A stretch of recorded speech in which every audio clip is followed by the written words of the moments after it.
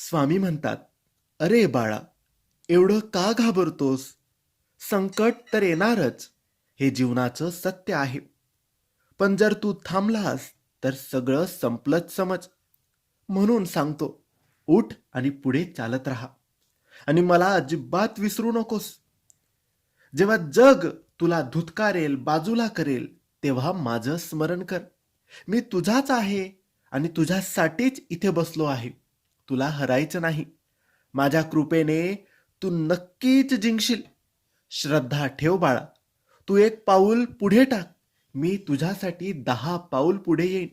मी श्री स्वामी समर्थ, तुझा रक्षक आणि तुझा मार्गदर्शक आहे. स्वतःवर विश्वास ठेव आणि माझं नामस्मरण कर. मी तुझ्याशी अखंड, अचल आणि अविचल आहे.